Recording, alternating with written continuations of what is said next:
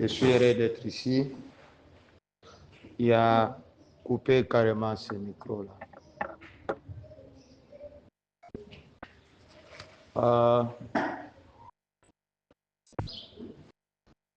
Toi, tu n'interprètes plus. Hein? Hein? Pourquoi? Hein? Lui, il a fait chanter, il doit être fatigué. Bon, viens, toi, tu as encore l'énergie, reste là. Viens, viens, viens. Ah! Mais comment moi, je ne me fatigue pas? Hein? Ah! Peut-être c'est les boissons ici. Hein? J'ai vu à la vie, vous avez tous bien chanté. C'est que c'est cette boisson-là. Hein? Boisson énergisante là. Mais Simeon a dit il faut faire attention, vous risquez de vous désintégrer. Hein? Il ne faut pas trop aimer ça. Je suis heureux d'être ici. Et il faut appuyer 2 fois. Tu as baissé 2 fois. Ah.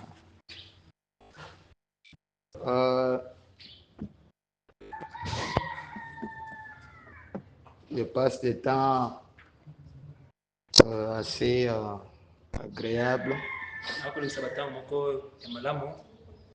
Et nous allons tenir debout sans plus tarder parce qu'il n'y a pas assez de temps.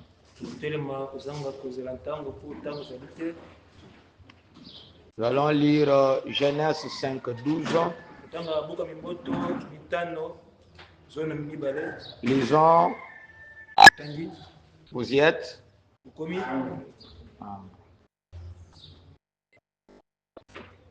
Et d'aujourd'hui, tout le monde, vous avez le Nouveau Testament amené, vous avez la Bible amenée.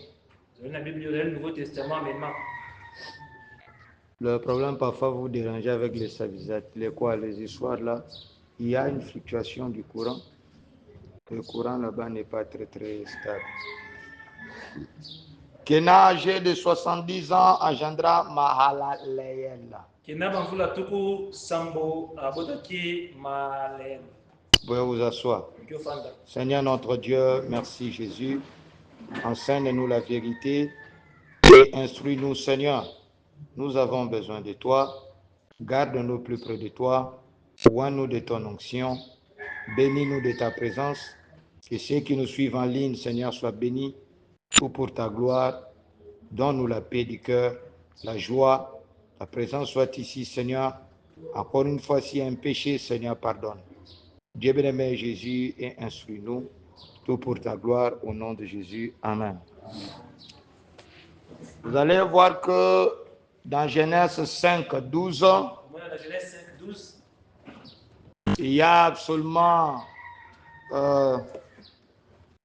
prenez un peu cette histoire ici. Mettez ça en charge. Vous allez voir qu'il n'y a absolument rien de grand dit là-bas.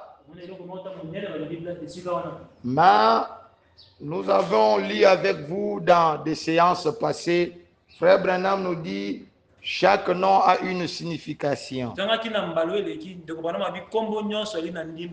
Il se pourrait que votre nom semble être vide. Peut-être vous pouvez chercher, vous ne savez pas ce que ça signifie ou il n'y a aucune signification non plus. Mais en réalité, les circonstances qui ont entouré votre naissance peut signifier votre nom. Il se pourrait que votre papa a eu peut-être ce nom-là par inspiration peut-être de Staline ou Hitler ou Mobutu. Vous pouvez peut-être voir, peut-être il y a ou il n'y a pas de signification. Il faut que quelqu'un soit ici qui suit ces histoires de près. Sinon, si ça coupe, ce n'est pas correct. Mettez une chaise là devant, continuez de suivre. Mais le fait qu'il s'est inspiré pour vous donner le nom, par exemple, de Staline. Sachez qu'il y a cette atmosphère qui entourait Staline. C'est ça la signification de votre nom. Mais par contre, par rapport au patriarche, d'Adam jusqu'à Enoch, même jusqu'à Noé, chacun de ces noms a réellement une signification. Et puis, Frère Branham a dit que chaque âge, peut-être Éphèse, ou soit Pergame, ou je ne sais pas, jusqu'à la Odyssée, les noms même que portait cet âge représentaient les caractères qu'on retrouve dans cet âge-là, ou refléter le caractère qui se trouvait dans cet âge-là. Et Branham nous dit que la typologie ne peut pas nous tromper. Si Branham a dit que Enoch représentait l'âge de la Odyssée, qui sera enlevé, la même chose, si nous retournons en arrière, tous les autres patriarches, comme Enoch le 7e, tous les autres représentent chacun de nos âges du Nouveau Testament. Ainsi, dans ce passage qui semble vide, où l'on nous dit dans Genèse 5:12, Kénan, âgé de 70 ans, engendra Mahalalel, point. Peut sembler être vide, mais si nous entrons en profondeur, nous comprendrons que le nom même de Mahalalel cache quelque chose là-bas. Et aujourd'hui, les croyants ont trop peur. Mais les Juifs sont allés en profondeur pour étudier le nom de la Bible. Par exemple, pourquoi ils ont étudié le nom de la Bible? Ils appellent cela le code de la Bible. C'est vrai, il y a parfois, ils l'utilisent mal. Il y a des cabales juifs et ainsi de suite. Mais le diable ne crée rien. Le diable, ce n'est quelqu'un qui vole de ce que Dieu fait. C'est ce que Branham nous dit. Le diable ne peut rien inventer. Tout ce que le diable fait, il le copie à Dieu. Parce que le mot diable même, ou la fonction du diable, c'est de contredire tout ce qui est Dieu. C'est la raison pour laquelle quand vous voyez, oh non, les gens craignent, oh franc-maçonnerie, vous voyez, ils prennent même nos signes ici bibliques pour dire, oh regardez, les branhamistes sont des francs-maçons. C'est parce que les gens sont ignorants. Notre prophète nous a dit que le diable ne crée rien. L'étoile de David, aujourd'hui, les gens ont rejeté cela.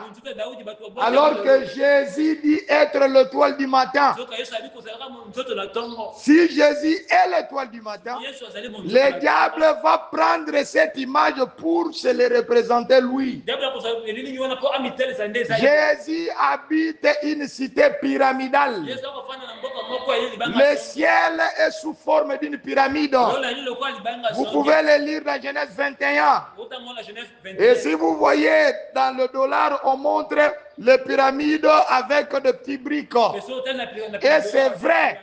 Dans Ephésiens 4, on nous représente comme des briques de l'édifice qui sont solidement rassemblées par le Seigneur Jésus-Christ. Toutes ces choses, les croyants ne voient que démons. C'est la raison pour laquelle les Juifs ont remarqué que dans leur alphabet qui vient de loin, dans l'alphabet hébreu est différent des autres alphabets.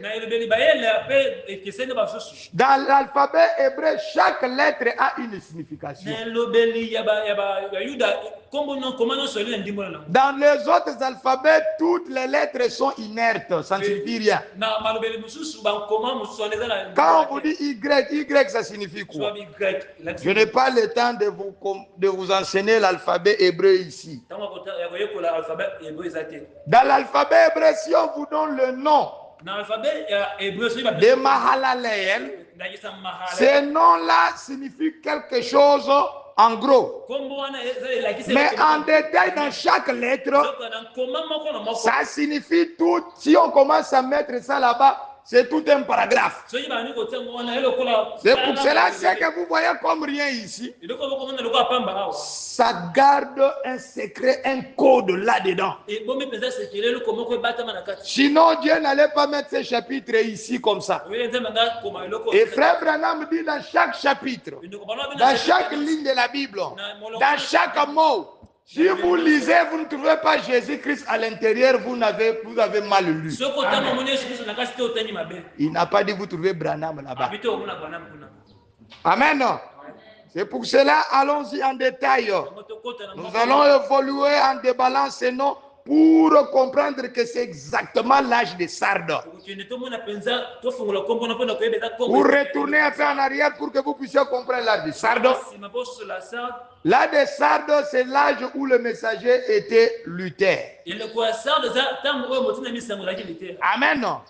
Certainement, ça venait d'un long âge de ténèbres. Je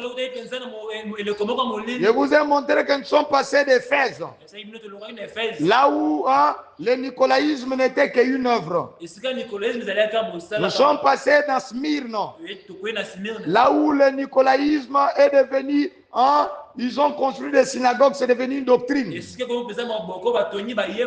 Les églises donc. Et puis ils sont passés à Pergame, là où ils ont choisi un représentant. Et la religion est devenue maintenant une imposition de l'État. On devrait imposer le genre.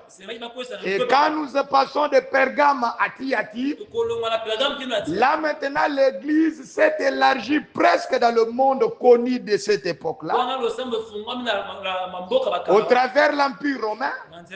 Et l'église a commencé à tuer. Amen. Mais vous allez remarquer qu'à Pergame, quand ils ont choisi un pape, la naissance de la religion de balamisme est née. Parce que balamisme, c'est celui qui vient avec des flatteries pour brouiller la limite entre le vrai et du faux, pour mélanger tout, le faux du vrai. C'est ce que Balaam avait fait. Et la même chose quand le nouveau Balaam était le pape, il a commencé à tromper dans l'âge de Pergame pour amener une fausse trinité. Parce que nous croyons la triunité. Nous ne croyons pas la trinité. La triunité, c'est ça la divinité du Seigneur Jésus-Christ. Cela veut dire que Dieu a condescendu du grand esprit à la colonne de feu qui est l'âme de Jésus, jusqu'à devenir chair, le même Dieu condescendant. Donc c'est la triunité d'un seul être, pas la trinité. La trinité veut dire trois êtres différents. Il y a trois personnes en Dieu. Non, il n'y a qu'une seule personne en Dieu. Et cet homme-là est formé comme nous. Nous sommes corps, nous sommes âme, nous sommes esprit. Le corps, c'est le Jésus qui marchait là, qui est sorti de Marie. Et son âme, c'est la colonne de feu qui a couvert Marie. Amen. Ou son âme dans la perfection, je n'ai pas le temps de démontrer toutes ces choses. Et son esprit, c'est l'esprit qui était avant qu'il y ait même un atome, un molécule. Cela a condescendu jusqu'à devenir complet comme nous. Ce qui fait que ton esprit s'appelle ton nom, ton âme s'appelle ton nom, et ton corps c'est toujours toi, dans trois dimensions différentes. Et le Seigneur Jésus-Christ, c'est la divinité tout entière dans la triunité. Est-ce que quelqu'un comprend? Alors, lui, le pape a commencé à tromper les gens. Et après avoir trompé et qu'il a envahi presque le monde entier par le vin de sa débauche, ceux qui étaient assez vifs pour refuser ces doctrines, dans l'âge de Thyatire, il a pris la religion de Jézabel. Si vous vous souvenez, Jézabel était la femme d'Akab. Et ici, dans la typologie, Jézabel, l'église catholique, c'était la femme du pape. Parce qu'on l'a appelée prostituée. Elle était supposée être la femme de Jésus. Toute église qui accepte son pasteur, plus que la parole qui est Jésus, n'est qu'une prostituée. Amen. N'est qu'une femme adultère. Une femme adultère n'est pas une femme qui a rejeté complètement son mari. C'est une femme qui est dans la maison de son mari, qui profite de son mari. La parole dans le cas d'espèce. Mais de l'autre côté, il veut aussi un peu des choses du monde, des choses qui ne sont pas la parole. Et le diable vient avec 99% de la vérité et 0,1% de la fausseté. Vous ne pouvez pas les détecter. C'est la raison pour laquelle le livre d'Apocalypse dit que l'église catholique, cette prostituée ou cette femme adultère, a eu beaucoup de filles.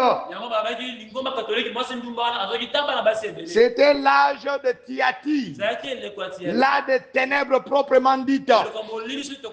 Et puis quand nous passons maintenant dans l'âge de Sardes, vous vous souviendrez que je vous ai dit que dans l'âge de Pergame, le pape, c'est Akab ou c'est Balaam, a cherché à détruire l'influence du nom.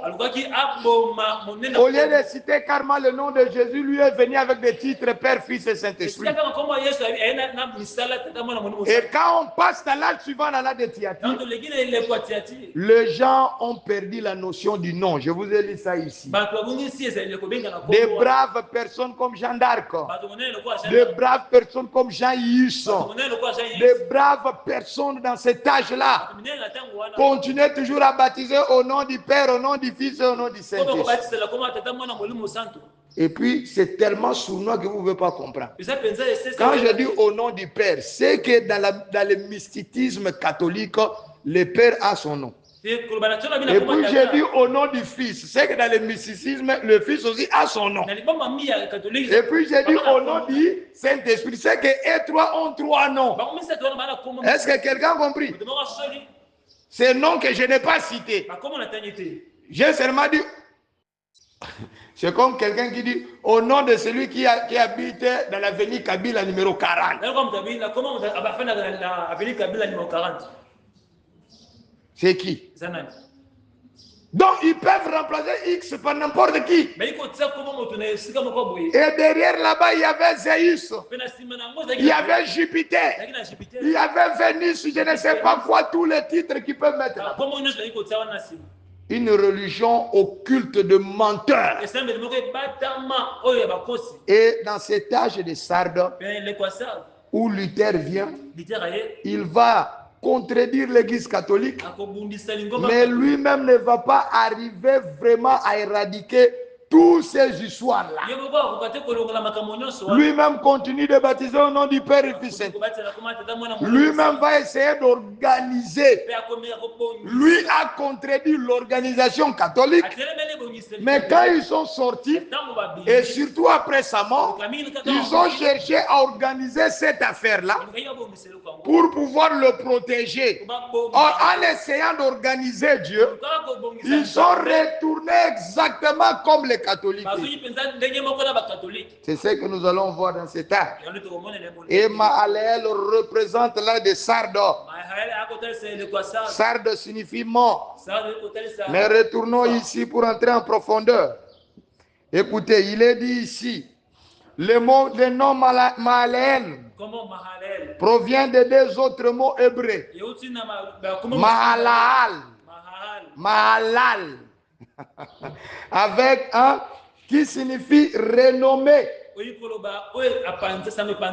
ou éloge, ou louange, ou c'est glorifié.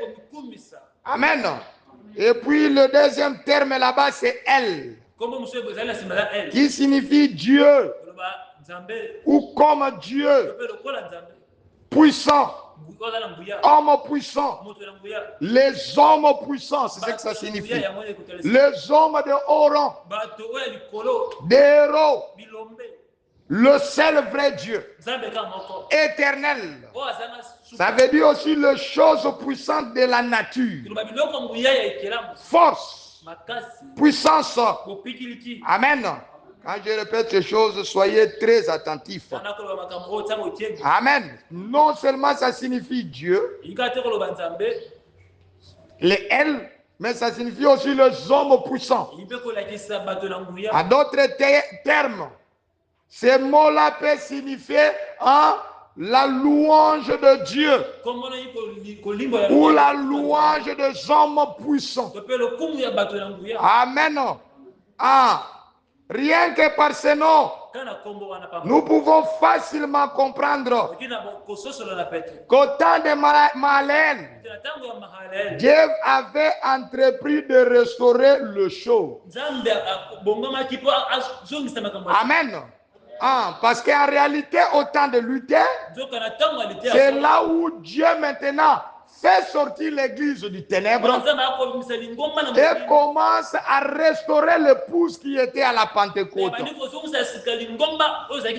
Vous allez vous souvenir que je vous ai parlé que là de Thyatire qui représente Kenan, le Kenan qui est le papa de Mahalel, c'était le temps de tristesse. Le mot Kenan signifiait même le chant de deuil, le chant funèbre, le temps de ténèbres. C'était à l'époque où les Caïnites ont pris un grand apogée. Maintenant, sous Mahalel, vous voyez le nom de Dieu est attaché à cela. Dieu a réveillé les hommes puissants pour pouvoir restaurer, pour pouvoir glorifier son nom, exactement comme il a fait au temps de Luther. Et pour ce faire, Dieu devrait susciter sur la terre des leaders, des hommes puissants qui devraient conduire la résistance au système caïnite. Quoique nous allons voir que jusqu'à la destruction diluvienne, disons-ils, il n'y avait même jusqu'à Enoch, jusqu'au déluge, ils n'ont pas pu éradiquer ces mouvements parce que le monde devenait de plus en plus mauvais. Mais cependant, c'était le début de la consolation. Dieu était prêt à consoler son peuple. Amen, amen. Dieu était prêt à pouvoir restaurer cette foi originelle parmi le peuple adamique. Amen, amen. Quoique ils n'ont pas tellement pu, c'était tellement fort. Vous allez voir depuis Luther, même Branham est passé. Vous allez voir que le monde continue de sombrer de plus en plus dans la perversion, dans tourner les regards vers Jésus. Du 29 12e mois 1963, paragraphe 179, Frère Branham dit: Luther détourna ses regards de la dénomination catholique. Que vit-il? Une colonne de feu. Amen. La colonne de feu, c'est elle, c'est Dieu. C'est la même chose que Mahalel vit. Il vit une église indépendante. D'exposé de 7 ans de l'église, l'âge de Sardes, page 253, paragraphe 7. Or, vers la fin du 4e âge, qui est l'âge de Thyatire, ici l'âge de Kenan, qui est donc aussi le début du 5e. La prise de Constantinople par les Turcs provoqua le départ vers l'ouest des savants orientaux. Peut-être vous ne connaissez pas l'histoire. Vous allez voir que dans l'âge de Thyatire, c'est là où Jézabel, cette église avait plus beaucoup de pouvoir. Il défaisait le royaume et elle établissait le royaume. Elle détruisait le prince ou elle établissait le prince, le roi et ainsi de suite. Elle brûlait des villes tout entières. Si vous rejetez la doctrine catholique, mais à un moment donné, l'Empire ottoman, l'Empire turc, les musulmans ont eu un peu du pouvoir. Ils ont délogé l'Empire romain de Jérusalem et de beaucoup d'endroits. Amen. Qu'est-ce que cela a provoqué? Un affaiblissement du royaume jézabélite. Amen. La parole dans toute sa pureté, ainsi que l'enseignement des vrais croyants, furent ainsi propagés. Ils pouvaient maintenant propager librement. Parce que les catholiques étaient en train de s'affaiblir par-ci par-là. À part l'enseignement de ces savants, ces grands hommes, comme Zwingli, comme Calvin, comme Luther, ils ont eu maintenant le champ libre. N'oubliez pas, je venais de lire que ce nom-là veut dire la louange ou le loge des hommes puissants, des hommes de haut rang. N'oubliez pas. Amen. Parce que c'est ce que nous sommes en train de décrire. Et nous lisons Branham pour que vous puissiez voir clairement. Et ainsi nous vous rappelons l'histoire. Amen, amen. Écoutez-moi très bien. À part ces grands savants, il y a un autre facteur de grande importance en faveur de la diffusion de l'évangile. C'est l'invention de ce qui devint notre imprimerie moderne. Ceux qui ont étudié l'histoire, il s'agit bien ici de Jean Gutenberg. Le réveil avait commencé en Allemagne. Il y a eu Luther, il y a eu Jean Gutenberg. Un chrétien, Dieu lui a donné l'inspiration d'inventer l'imprimerie. Si vous vous souviendrez, là, des ténèbres étaient venues parce que Jézabel interdisait aux laïcs de lire la Bible. Amen. Si on vous attrape en train de lire la Bible, on vous tue. Quel genre d'église? Il disait que la Bible a des secrets réservés à une classe élite. C'est toujours les prêtres, des initiés qui devraient lire la Bible. Vous devrez entendre seulement ce que eux lisent. Et pour cela, Dieu va utiliser des grands hommes comme Luther. Dieu va leur donner envie de devenir prêtres. Et quand ils vont arriver là-bas, un événement va se passer avec Luther. Il était quelque part dans la forêt. Il y avait vraiment de la foudre, des éclairs et ainsi de suite. Il était seul. Et la pluie était énorme. Il a eu peur, il pensait qu'il allait mourir. Il a dit, Dieu, si tu me sauves, ainsi je vais te servir. Vous savez, les pas des justes sont conduits par Dieu. Et quand il a été sauvé de cette situation, il a dit non. Je vais aller au monastère. Pour lui, l'église, c'était seulement l'église catholique. Il est parti pour servir Dieu avec zèle et fidélité. Là-bas, il va trouver les prêtres qui exigent le peuple d'être pauvre et même sont riches. Il disait au peuple, si tu veux vraiment aller au ciel, la Bible dit, heureux les pauvres en esprit, car ils hériteront le royaume. Venez. Et puis après, ils ont fabriqué un endroit appelé purgatoire. Avant que, quand tu meurs, avant d'aller au ciel ou en enfer, tu vas au purgatoire.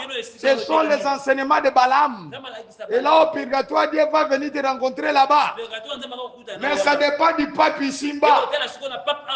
Quand le pape vient dans sa messe de requiem, il jette un peu de eau bénite. C'est pour que Dieu là-bas qui te rencontre au purgatoire puisse te laver pour t'amener maintenant au ciel.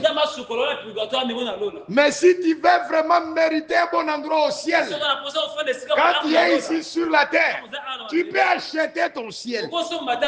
Et les hommes riches ont amené des ors de richesse et des pays d'Europe comme le Brésil. Ah, vous voyez, ils ont même un truc de Jésus là-bas. Frère Branham a dit, tous ces pays qui sont profondément catholiques sont foncièrement pauvres. L'Espagne là-bas, allez voir. Ah, jusqu'aujourd'hui, ça a de l'influence. Il y a eu même un temps quand les luthériens étaient corrompus. Il y a eu une grande guerre de 100 ans. Une guerre d'église 100 ans en train de s'entretuer. Aujourd'hui, je ne vais pas parler parfois, les autres races sont en train de me suivre. Aujourd'hui, ils veulent montrer que ce sont les Africains qui sont sadiques, ils s'entretuent. Ces gens-là ont fait des choses graves, très graves. Donc, ils se sont entretués 100 ans à cause de Dieu. Catholiques et protestants. Maintenant, je me demande là, pendant 100 ans, le Saint-Esprit ne venait pas dans leur cœur pour leur dire que ne tue pas ton frère. Et vous allez aujourd'hui, vous voyez toutes ces religions, vous pouvez leur dire, waouh, il n'y a qu'une seule religion qui reste intacte. C'est le christianisme. Et Jésus-Christ a envoyé un messager, c'est William Branham. Le message, c'est impossible d'y amener les saletés. Ah, je vous dis la vérité. Nous pouvons rester 4 personnes qui suivent le message. Mais quand tu commences tes blagues, même si tu es le cousin du prophète, nous allons voir dire, ça là, c'est difficile. Ce sont dans les dénoms, là où on vient, vous voyez, les messages pouvaient commencer, vous n'allez pas arriver très loin. Vous allez recevoir des critiques énormes. Là-bas, ils peuvent venir là-bas, huile de ricin. Bois. Dans les messages, non. C'est écrit où? Comme d'autres qui viennent maintenant, la dîme. Vous entendez tout ça? La dîme, ce n'est pas pour les pasteurs. La dîme. L'autre, il prend même un passage, il dit que la dîme, c'est pour les veuves, les orphelins. Vous savez, on peut vous amener des choses comme ça. Vous voyez, c'est vraiment écrit. Hein? Ce n'est pas l'État, nous n'avons pas l'État de toutes ces choses. Il ne faut pas vous hasarder, vous embrouiller. Mon frère Branham avait un salaire de $100. C'est vrai. Il a eu un salaire de $100. Mais l'histoire cachée sous les $100 là, c'est une histoire très grave. C'est la vie d'un quelqu'un qu'on est en train de rencontrer. Pour voir que ces choses-là, il y a des histoires cachées. Frère Branham, il a accepté bien si je reçois le salaire de $100. Mais quand on lui posait des questions jusqu'à ce qu'il meure, la dîme appartient à qui? Il disait toujours la dîme appartient au Lévi. Et il répondait, alors qu'il prenait le salaire de $100, il disait que la dîme, on ne peut pas le donner à une veuve, à un orphelin, ni construire les églises avec cela. On ne fait rien avec ça, ça appartient tout entier au Lévi. Mais comment ça fait que lui prenait $100, il laissait l'autre? Alors il faut que les croyants puissent commencer à se poser des questions. Amen. Il y a eu une conspiration tout en bas là-bas. Et Branham a dit que l'État m'empêche de signer maintenant mes propres chèques. Ils m'ont arraché mes droits constitutionnels. Et il dit qu'il faut que notre structure gère mes chèques. Et quand il fait virgule, il dit il faut que les administrateurs. Donc cette autre structure-là dont il dit, c'est les administrateurs. Il dit ils m'ont arraché mon droit constitutionnel. Pourquoi il parle du droit constitutionnel? Parce que dans la Constitution, Branham Tabernacle était une fondation. Fondation veut dire, aujourd'hui, nous appelons en Afrique un asbel. Or, asbel est représenté par le fondateur. Est-ce que vous me saisissez? Et l'église était au nom des bras. La fondation était au nom des bras. Maintenant, qui devait gérer toutes ces choses? Est-ce que vous me saisissez? Il dit, ils m'ont arraché. Il y a des choses que Branham ne peut pas dire clairement comme ça que ces gens-là. Mais vous savez qu'est-ce qu'il y avait là-bas? Gloire à Dieu pour faire pérégrine avant de mourir. En 2007, il nous en avait parlé de ces choses-là. Il a dit, ce sont les administrateurs qui sont allés faire une conspiration avec l'État américain. Parce qu'il... Vous savez, le ministère de Frère Branham a mené beaucoup d'argent. Mais lui, comme il s'était dit, il y a trois choses qui devaient fuir. L'argent, les femmes, la popularité. Il prenait tout cet argent-là. Quand on lui donne, tout ce qu'il reçoit, il peut prendre 90%. Il le donne aux missionnaires. Est-ce que quelqu'un comprend? Il le donne aux missionnaires. Ou soit si lui-même a une mission à faire, il va faire. Est-ce que vous me comprenez?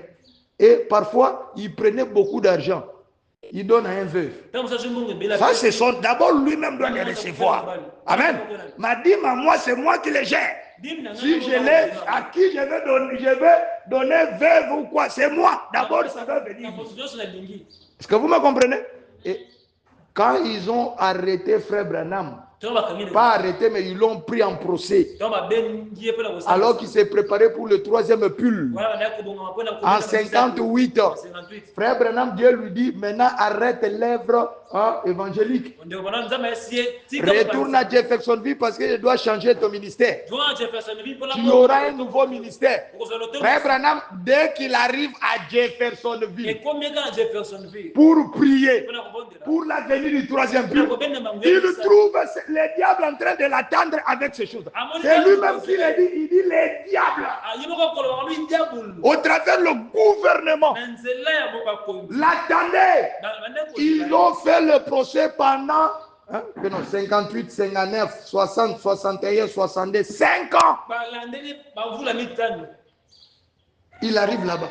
Oh non. Est-ce que tu avais demandé aux administrateurs avant de dépenser pour une maman qui était là-bas? Une veuve. Sa maison a été si brûlée où il n'avait pas de tôle. Tu lui as donné 3 000 $. Et vous avez 3 000 $ à l'époque, c'était combien? Parce que 100 $ était équivalent à 1070 $. Et il prend 3 000 $, il donne à cette maman-là pour arranger sa maison. Oh, il y avait une autre église, ils avaient un problème de construction, tu leur as donné 5 000 $. On demande à Frère Branham, tu avais dit aux administrateurs. Frère Branham me dit, je n'ai pas à leur dire.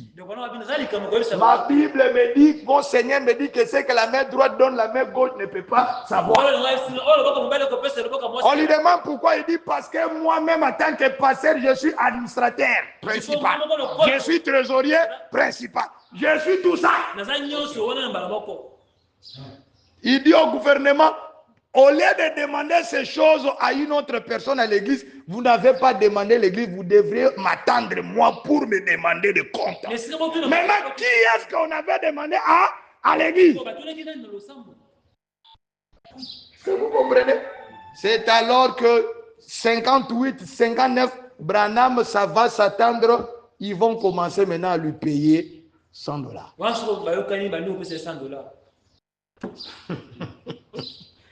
Mais Branham n'a jamais prêché la doctrine que non. Vous donnez au passé, c'est les pasteurs qui gèrent ça. C'est grave. Oui. On peut vous amener une citation. Branham, je reçois $100. C'est comme, les gens ne savent pas que la parole de Dieu est écrite comme l'histoire de quelqu'un. Ou l'histoire des gens. Tu peux aller lire, tu ouvres la Bible, Judas a été pendu. Alors tu commences à prêcher, tout le monde va se pendre. Tu ne connais pas l'histoire qui était là. C'est ça la réalité. Je peux même vous prendre ici comment Abraham est allé en Égypte et a trompé. C'est dans la Bible, c'est l'histoire. On ne le cache pas. Et même dans les dénominations, il y en a comme ça, ils disent un peu de mensonges, vous voyez. Tu m'as un peu. Mais si je commence à vous démontrer comment Frère Branham démontre comment Dieu l'a frappé à cause de ces mensonges. Et vous allez remarquer qu'à chaque fois qu'il y avait des problèmes, c'est toujours le fils d'Abraham allait toujours en Égypte. Israël, Égypte. Jésus, Égypte. Qui encore? Joseph, Égypte. Vous pensez que c'était quoi? C'est héréditaire. Tu as cherché, tu as eu.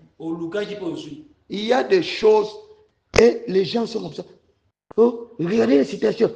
Il y a même la citation de la dîme au vœu. Cette dîme dont on parle là n'a rien à voir avec la dîme qu'on donnait au sacrificateur. À part, c'est Dieu qui s'était arrangé pour que la dîme normale vous donnez aux gens. Mais à chaque une année, quand vous faites vos récoltes, vous devriez penser aussi aux pauvres. Et vous devriez enlever 1/10. C'est pour cela qu'on appelle cela la dîme. Mais ça n'a rien à voir avec la dîme officielle. C'est Dieu qui a enseigné son peuple à partager avec les gens. Et quand vous allez prendre ces passages-là, lire. Oh non, vous voyez, la dîme. On a écrit sur la dîme. Donnez aux veuves. C'est de la blague. C'est pour cela la parole de Dieu, nous sommes à un temps où vous devrez comprendre la parole. Surtout des ministres qui deviennent ministres seulement parce que je ne sais pas quoi ils lisent les brochures. C'est tout ce qui se passe dans l'histoire là des jeunes du message. Que Dieu me pardonne, mais tout est dans mon... Fais monter ça. Comme tu as fait baisser, il faut faire monter, sinon ça ne sort pas bien. Hein? Tout est dans mon seulement du Dioran. L'autre, nous avons reçu la révélation. Nous allons seulement commencer à prendre l'offrande les dimanches. Parce que Frère Branham prenait l'offrande seulement les dimanches. Depuis. Au nom de la Bible aussi, on dit que les croyants se rassemblaient les dimanches. Donc, mais en plein acte des apôtres, on dit bien qu'ils se rassemblaient chaque jour. Je ne sais pas comment tu es devenu même pasteur. Donc toi-même, la Bible, tu ne les lis pas. Et chaque jour qu'ils venaient, ceux qui vendaient leurs histoires, amenaient leur offrande pour se les partager.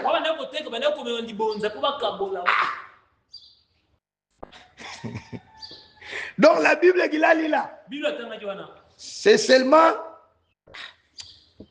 Continuons, sinon on va se perdre. Frère Branham continue, il dit, dans la page 7, paragraphe 253. Oh, vers la fin du 4e âge, qui est donc aussi le début du 5e. Amen. La prise de Constantinople par le Turc. C'était un capital romain. Provoqua le départ vers l'ouest des savants orientaux. Les savants dont ils parlent, ce sont des grands croyants, lesquels prirent le manuscrit grec avec eux. La parole dans toute sa pureté ainsi que l'enseignement des vrais croyants furent ainsi propagés. C'était la lumière dans ce temps-là. pour enlever le gens du ténèbre. Et vous savez, c'était fondé sur quoi? C'était basé sur la foi. La foi dans ce que les apôtres ont dit. C'est ce qui sauve. Ce ne sont pas des rituels catholiques. À part l'enseignement de ces savants, il y a eu aussi la création de l'imprimerie. Cette découverte, à l'époque, facilitait la production de livres. La Bible s'est multipliée et les gens commençaient à lire d'eux-mêmes. Et c'est ce qui a fragilisé l'Église catholique. Je vais vous dire une vérité. Aujourd'hui, les églises du message, bon, disons du message, les tabernacles sont faibles. Pourquoi? Les gens ne lisent plus. Les gens ne lisent plus les brochures. Les gens ne lisent plus la Bible. Ils ne connaissent ni la Bible ni le brochure. La parole dont ils parlent qu'ils connaissent là, c'est ce que leur leader leur dit. C'est ça le problème. Aujourd'hui, on trouve même dans les églises du message des gens de grosses mamans qu'on fait passer sous les pieds pour être bénis. Conduite, il n'y a pas. Amen. Une maman. Fais passer ma femme. Je te vois même seulement toi là-bas sur internet ou quoi. Le jour là, il va me donner les explications. Les gens ne lisent plus. Moi, je voyais nos mamans à l'époque, nos papas. Il a le problème, il va chercher le numéro de lunettes qui est convenable à ses yeux. Vous allez le voir toujours avec une brochure. Au point qu'en mourant, les gens ont vu la colonne de feu entrer visiblement dans la salle, venir prendre leurs âmes. Aujourd'hui, les gens meurent, on ne sait même pas s'ils sont partis au ciel, s'ils sont partis en enfer.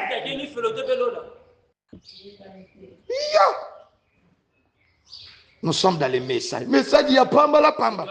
Vous voyez, ils viennent ici à l'église, vous parlez quelque chose qui est dans la parole, ils quittent.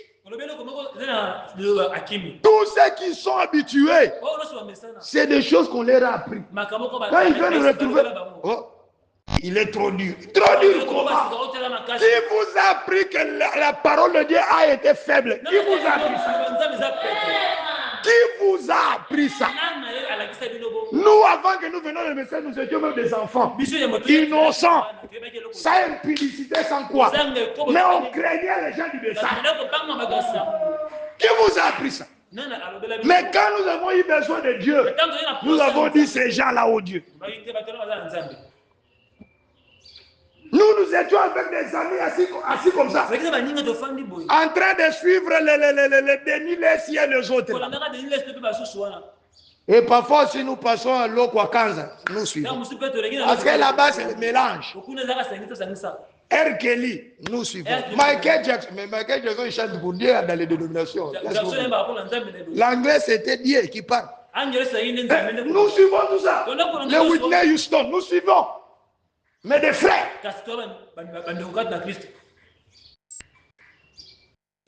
Et un jour, je vois une fille comme ça, elle passe, longue robe, vraiment très propre.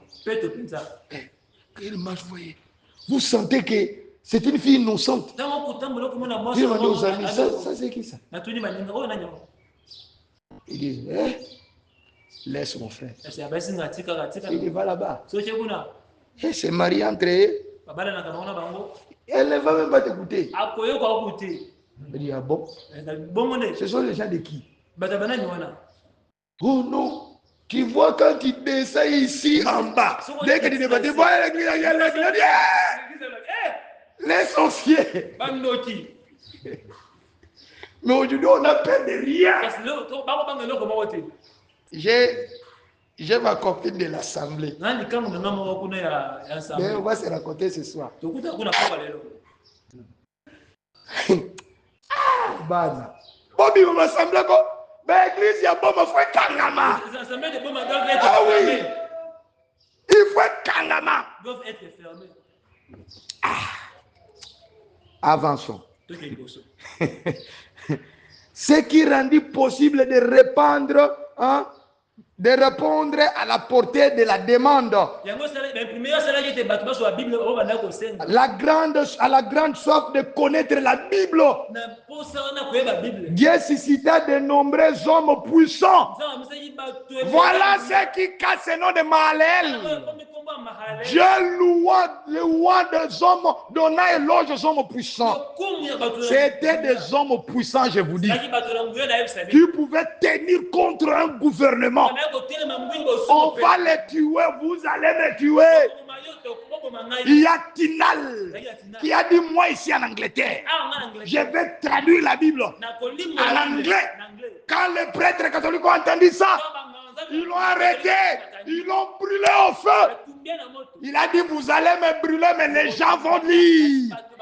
Vous viendrez en retard. Mais regardez aujourd'hui. 100 balles ici. On ne vous a pas mis une balle ici. Le pasteur veut votre bien. Il vous dit, ce que vous faites là, ce n'est pas bien. La parole dit. Je sors, je quitte l'église. Et il pense toujours aller au ciel. C'est ce qui m'étonne. Si je suis beaucoup de frères de Boma ici, ils sont dans l'escroquerie. Ils sont dans les aventures. Ils ne demandent même pas pardon. Mais ils vont toujours au ciel. Dans leur tête. Oh Jésus. Il y a même des croyants qui se sont retrouvés quelque part. L'autre dit, ah, toi tu pries où? Chez Pasteur William. Les autres frères d'autres églises lui demandent. Parce qu'il a déjà baissé un peu. Donc vous vous fouillez, vous pensez que quand vous allez me laisser là sans dîme, sans quoi, sans croyant, donc la pauvreté va maintenant, mais beaucoup aussi. C'est vous qui allez vous appauvrir, pas moi.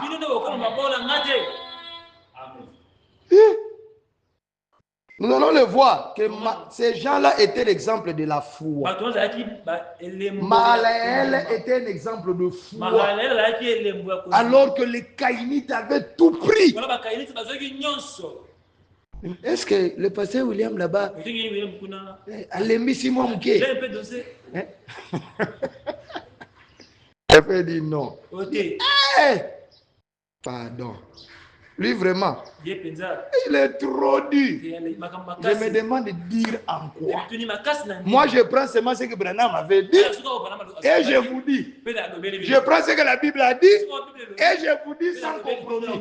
Je ne suis qu'un passage, un tuyau, ça vient, ça passe, ça vient. Maintenant dur là, ça vient, Il y a des églises qui sont dures, nous connaissons tous, qui sont légalistes. Moi, je vous dis la parole et j'arrête là.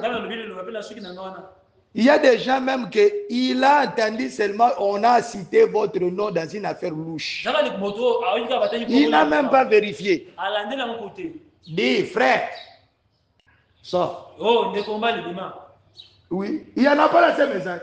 Il y en a. Alors que frère, c'est contraire à ce que frère Branham a dit. Pour chasser quelqu'un de l'église, c'est l'église tout entière. Et il faut des preuves.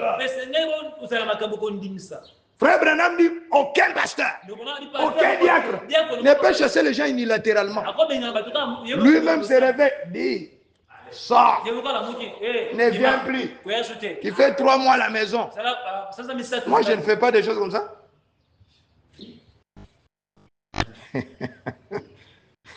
Mais je suis toujours dur. Est-ce que vous savez, même pour ces gens-là, ils sont dans cette ville ici, ils me trouvent que je suis dur. Ah oui. Parce que aussi longtemps on les chasse dans les églises, on les oblige de porter des choses charnellement. Ces mêmes personnes-là se renferment dans l'hypocrisie. Mais quand ils viennent ici, la vérité de la parole a cogné mis dans la racine. Il vient aujourd'hui, ton péché, on touche. Il vient demain, ton péché, on touche. Il vient après-demain, ton péché, on touche. La parole est plus puissante qu'une épée à double tranchant. Ça n'a pas besoin qu'on devienne légaliste. La parole elle-même est déjà dit difficile. Vous craignez ces églises-là. Ils sont dans cette ville. Ils ont une paire bleue. De moi, je vous dis la vérité. Ils ont une paire bleue. Vaut mieux qu'ils aient écouté les bandes de leur pasteur et s'approcher de frère William. Parce qu'ils ne blaguent pas. Que Dieu accorde la grâce. Écoutez. Les grands hommes de Luther n'étaient que l'un d'entre eux. Deux autres de ces grandes lampes étaient Calvin et Zwingli. Il y a eu encore bien d'autres moins connus. Exposé des 7 ans de l'église. Là de l'église de Sardes, paragraphe en page 254, paragraphe 1. En dépit de son enseignement constant contre l'ingérence extérieure. Dans les choses de l'église locale, Luther ne sut pas libérer l'esprit des hommes de l'idée de l'autorité hiérarchique. C'est la même chose qui s'est passée au temps de Mahalalel. Quoique il a ramené la force de la foi adamique. Cette foi dont on parle là, c'est la foi adamique. C'est qu'Adam leur a appris. Amen. Mais le mal a continué. L'autorité hiérarchique, les églises conduites par des hommes, avec des évêques, archevêques. Ainsi, l'église fit un pas dans la bonne direction, mais elle ne brisa pas ses chaînes. De sorte qu'elle se retrouva bien vite emprisonnée dans les cachots, même d'où elle avait tenté de s'échapper.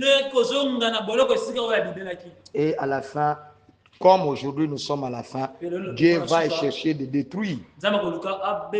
Nous comprenons qu'au temps de Mahalalel, le vrai piège était que le juste voulurent eux aussi protéger la vraie adoration. Je vais vous dire un secret. Dieu veut que lui commence une chose et que lui la termine. Ne faites pas comme Saoul. Il était là, il ne savait même pas qu'il allait devenir roi. Dieu vient lui donner la royauté. Et lui-même veut protéger sa royauté en paraissant bien devant le peuple pour que le peuple puisse le soutenir. Ou en faisant des choses contraires. Ne le faites pas. Luther qui est sorti de l'église catholique et ceux qui l'ont suivi, et surtout après sa mort, ces gens-là se sont dit non, Luther est parti, nous allons perdre ces choses. Vaut mieux pour nous essayer de le garder. Et c'est l'erreur qu'ils ont fait. Quand vous essayez de garder une chose, Dieu quitte cette chose. C'est comme ça que les gens sont. Dieu te bénit, tu veux commencer à garder les choses. Laisse Dieu, il est celui qui commence et celui qui finit l'œuvre de notre foi. Il est le commencement et la fin. Et ces gens ont voulu institutionnaliser, à l'instar des Caïnites, leur religion, pour que les Caïnites ne puissent pas les envahir. Exactement comme le protestant ne voulait pas les catholiques viennent les envahir encore. Et la religion est devenue ce qu'on appelle le formaliste. Vous allez voir que quand Enoch vient, Enoch dit la même chose. Il dit les gens, Jude, quand il prend ça, il dit que je vous exhorte à pouvoir conserver la foi qui a été combattre pour la foi qui a été donnée une fois au sang. Dans l'entretemps, Jude parle des astres errants qui entrent, qui se mêlent avec la vérité, mais dont la condamnation a été écrite depuis longtemps. Des gens corrompus. Ce sont les choses qui sont arrivées à l'époque. Maintenant, en prenant un peu les commentaires des autres auteurs, je vais terminer bientôt. Sur Mahalalel. Les auteurs comme ceux qui ont écrit leurs livres, j'ai vérifié sur Internet, The Ministry Voice, la voix du ministère. Il y a des liens ici. Celui qui veut vérifier, il peut me le demander. Voilà ce qu'ils disent. Ce qui cadre exactement avec ce que nous disons. Ils disent Mahalaleel est un nom qui ne peut être pas familier à de nombreux lecteurs. Mais son rôle est important dans les riches généalogies qui documentent l'héritage du peuple de Dieu. Situé dans la lignée d'Adam, Mahalaleel occupe une place cruciale en tant qu'ancêtre dans les générations menant au personnage biblique clé dont Noé est finalement Jésus-Christ. Cela veut dire, ces gens-là disent que dans la généalogie adamique, d'Adam jusqu'à Noé, Mahalaleel occupe une place clé. Peut-être cette place, vous ne comprenez pas. Peut-être ces gens ici, en écrivant, n'ont pas compris. Amen. Parce que Mahalaleel sortait d'un âge de ténèbres. Comme Luther aussi. Et Luther était le 5e messager. Le chiffre 5 pour Dieu est très important. Car il signifie la grâce. Le salut de son peuple. Dieu a vu que le Caïnite avait tout envahi. Et il a envoyé Mahalaleel le 5e. Sans Luther, nous ne serons pas là où nous sommes aujourd'hui. L'église catholique allait tout envahir. Mais cet homme puissant est venu à protester. Alléluia. C'était la grâce du Seigneur. Si vous lisez les signes de la semaine du temps de la fin, paragraphe 130, Frère Branham dit, quel représente le chiffre 5? Ça ici, je donne le commentaire. C'est le chiffre de la grâce. En effet, Mahalaleel, tout comme Luther, dans l'âge de Sardon, il n'avait presque pas la connaissance comme nous. Mais cela représente la première lumière de la grâce de Dieu qui avait brillé au sein de l'âge des ténèbres ou l'âge de Canaan. Je vous ai dit que Canaan signifiait tristesse. Chant funèbre. Ce que les gens ne savent pas, c'est qu'à partir de Mahalaleel, Dieu avait commencé l'œuvre de la grâce ou de la consolation de son peuple. Le peuple de Dieu a vu le Caïnite envahir tout, devenir puissant. Amen. Parce qu'ils faisaient du fer, ils faisaient tout, ils avaient des richesses, ils avaient tout. Ils ont construit des temples et tout consort. Amen. Mais Dieu leur a envoyé un homme puissant qui allait passer, ce que Mahalaleel a amené devait passer par Jéred. Jéred, le fils de Mahalaleel. Jéred est l'exemple de Wesley. La sanctification, l'âge de Philadelphie, nous allons le voir pour aboutir à la Pentecôte. Le 7e âge, l'âge de Enoch. Si Mahalaleel n'avait pas commencé, si Luther n'avait pas commencé, il n'allait pas arriver là. Amen, amen. Souvenez-vous que Noé, qui était contemporain Enoch, qui fut enlevé. Le nom de Noé signifie consolation. Amen. Or, on ne parle pas de la consolation sans l'attacher à la venue de la Pentecôte. Amen, amen. La venue de la Pentecôte. Et le 7e âge où Branham est venu, c'est l'âge pentecôtiste. Amen, amen. Dieu allait complètement éliminer théoriquement la race caïnite. Quand je dis théoriquement, Tana bina makomi. je dis que même dans l'arche là, Tuba atakuna na kati la ya. race caïnique s'est faufilée. Moya pe mboto be kotaki. Amen, amen. Donc la consolation du peuple de Dieu, c'est quand tous les mal seront et les méchants seront éradiqués. Et notre entrée dans le millénium, une vie cachée de 1955, paragraphe 31. Eh bien, cela représente parfaitement l'âge de Luther, Wesley et la Pentecôte. Exactement les 3 étapes ou les dispensations de la grâce qui a été donnée à l'humanité. Et à l'époque, c'était Mahalalel, Jéred et puis Enoch. Le temps de la grâce. Vous devriez savoir ceci pour assurer la continuité de la vérité. Dieu ne change pas. Adam a pu vivre avec Mahalalel, vous savez combien de temps? 535 ans. Amen. Exactement 5 siècles. Adam n'était pas mort.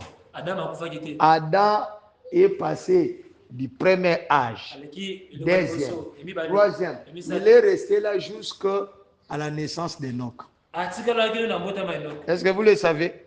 Adam a assuré la vérité de la parole. C'était sa responsabilité. Amen. Vous devriez savoir que lui-même, Mahalalel, a vécu 234 ans avec Noé. Lui a été enseigné d'Adam. Et lui-même, même quand Enoch était enlevé, lui a continué à vivre. Il est resté 234 ans. Si nous croyons la chronologie d'Asher que nous utilisons dans nos Bibles, quoique cette chronologie aussi n'est pas exactement vraie. Parce que personne ne connaît exactement le système de comptage de cette époque. Mais ce qui est sûr, ces gens avaient mis longtemps. Amen, amen. Est-ce que vous le savez que ces messagers, Jéred, Adam, jusqu'à Enoch, ne représentent pas tellement nos messagers à nous, mais représentent plutôt l'âge. Pour cela, beaucoup de gens se disent, oh non, mais frère Branham devrait être enlevé avec nous. Amen. Dans un autre sens, frère Branham était enlevé.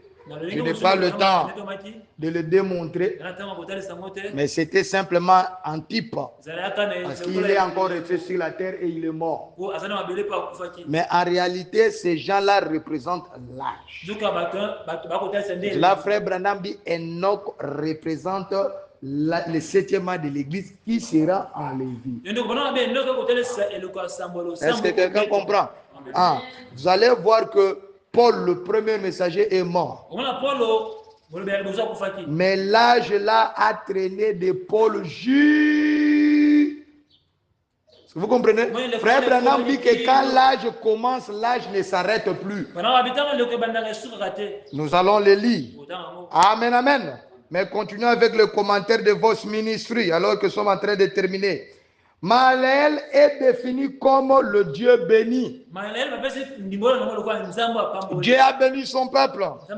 Et son nom reflète un lien profond avec la foi et l'ascendance. Ces gens-là disent que le nom de Mahalalel est attaché à la foi en Dieu. Cette foi qu'il a appris à ses ascendants. Non, pas. C'est-à-dire qu'il a appris de ses ascendants, c'est-à-dire ses aïeux. À travers son histoire, les lecteurs peuvent saisir l'importance de la lignée à l'époque biblique. Et comment les généalogies servent de pont reliant le passé aux promesses divines. Amen. Selon le Creation Wiki, si vous allez voir ces liens, Il est dit là-bas, Malel signifie Dieu brille. Dieu brille encore au sein des ténèbres. C'est ça ce que ça signifie. Et Luther, selon nos commentaires, Luther qui représente Malel. Amen. Ah. Et le prophète Adam, qui représente le Saint-Esprit lui-même, devrait rallumer encore la lumière que les Kénanites n'avaient pas pu garder brillant en grande partie dans l'âge des ténèbres.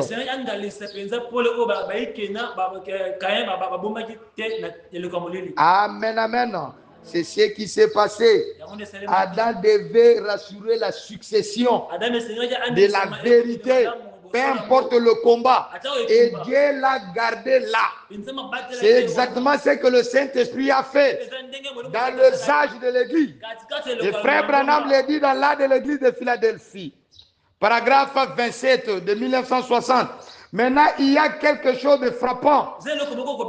Donc, gardez toujours à l'esprit que ces âges de l'Église commencent. Et tout ce qui se passe dans un âge donné se poursuit tout au long de chaque âge de l'Église. Et tous ces âges de l'Église se chevauchent les uns les autres. Si vous étudiez attentivement l'histoire dans les livres, vous constaterez cela. Cela veut dire qu'un âge comment? Comme l'âge d'Éphèse a commencé à la Pentecôte. Cela va continuer. Les mêmes choses que Dieu a fait va continuer dans les autres âges jusqu'à la fin. Et les âges se chevauchent. Si vous lisez la généalogie des enfants d'Adam, qui représentait nos âges ici, vous allez voir dès que l'un naît, il continue à vivre jusqu'à la naissance des autres et jusqu'à la fin. Amen. Ah, c'est comme ça qu'Adam fait 930 ans. L'autre a fait, je ne sais pas, 895 ans. L'autre a fait, je ne sais pas, 965 ans. Tous les autres là étaient vivants. Ces grands patriarches. C'est ce que Dieu a fait avec les âges. Le Saint-Esprit commence une œuvre. Il doit veiller à ce que cette œuvre-là passe d'âge en âge. Même si à grande partie les gens le rejettent, il y aura toujours un faible reste qui va garder cela. C'est la même chose avec notre message. Peu importe les gens embrouillent, ils utilisent Internet pour introduire des faussetés. Mais notre Dieu verra pour que l'épouse reste avec ce message. Amen, amen. Et ces choses se chevaucheront.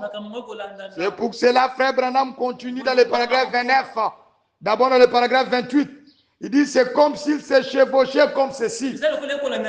Mais pourquoi se chevauche-t-il? C'est couvrant les uns les autres. Un an de l'église passe et l'ange qui vient là, dans cet intervalle, a pour rôle de ramener cette église à la foi qu'elle avait perdue dans le passé. Chacun de ces patriarches avait pour rôle de ramener les gens dans la foi que les gens avaient perdu. C'est pour cela que ces gens disent que le nom de Malaël est attaché à la foi et à l'ascendance. Branham dit ça a toujours été ainsi. Lisez Judon, le dernier livre de la Bible, là avant l'arrivée de l'Apocalypse. Il dit, je vous écris afin que vous combattiez vaillamment pour la foi qui a été transmise au sein une fois pour toutes. Si nous lisons Branham, nous comprenons que la venue de Branham, c'est de ne pas nous amener à l'adoration de Branham, ni à une nouvelle doctrine, ni à la doctrine de nos pasteurs, mais sa venue c'est pour nous ramener à la foi des apôtres. Amen, amen. Je pourrais vous lire beaucoup de commentaires, mais je fais passer tout ça. Amen. Mais je lis ces derniers commentaires avant de vous montrer que notre objectif dans chaque âge, c'est de pouvoir combattre pour la foi que Dieu a donné aux apôtres. Ces gens de votre ministre, il dit ceci. Il dit la lignée familiale d'Adam. Il dit, pour comprendre l'importance de Malel, nous devons examiner de plus près son arbre généalogique pour comprendre sa place et son importance. Maintenant, là, il faut commencer à citer. Je vais vous montrer comment cela cadre avec notre enseignement. Comment ces gens qui sont dénominationnels ont poussé leurs études historiques très loin. Je n'ai pas le temps de vous lire tous ces livres.